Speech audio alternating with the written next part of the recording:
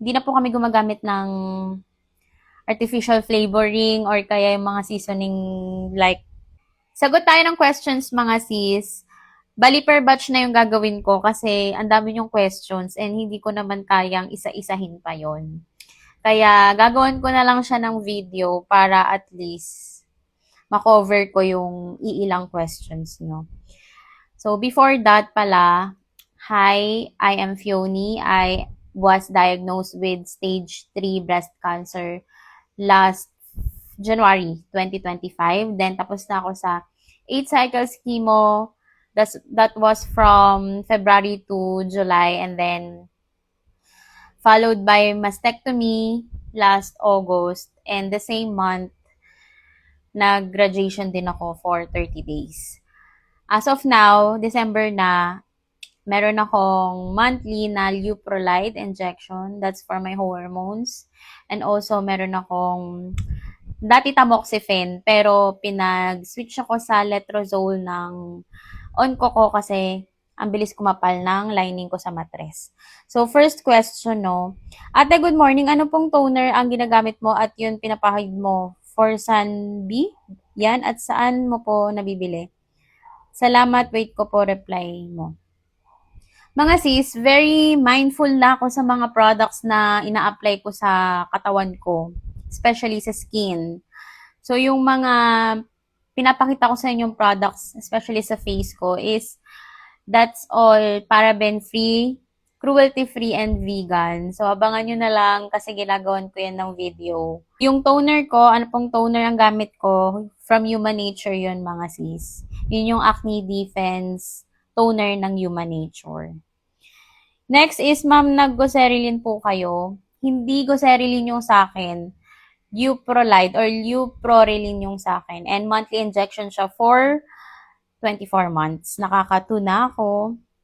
Next, 6 cycles po ang chemo ko. Hindi ko naranasan yung namamaga at nagkakanana ang gums.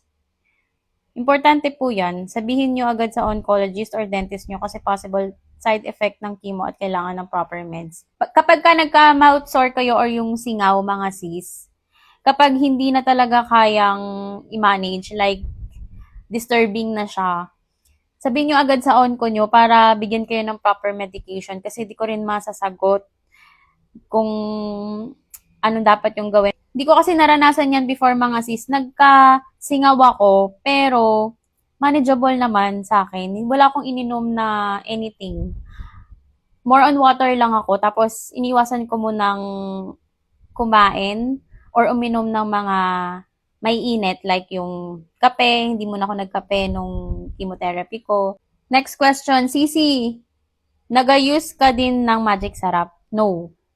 Hindi na po kami gumagamit ng artificial flavoring or kaya yung mga seasoning like Magic Sarap.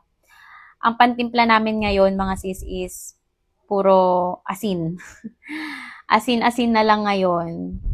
Next is, ilang beses ka umiinom sa isang araw ng malunggay tea, ate? Wala kasi kaming puno ng malunggay dito, mga sis. So, pag umuwi kami dun sa kabilang bahay, dun ako nakakuha ng malunggay leaves.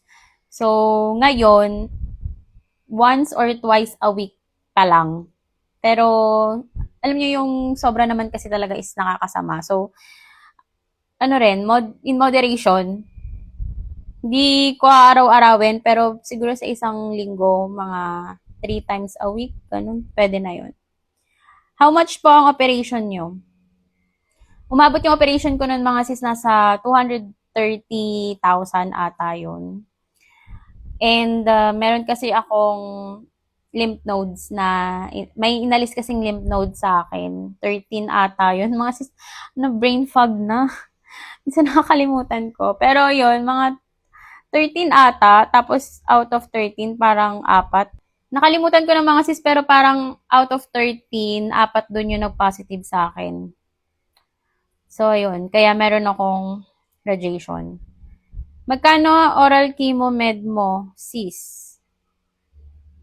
Magkano oral chemo med mo? Hindi naman ako nag-oral chemo, mga sis.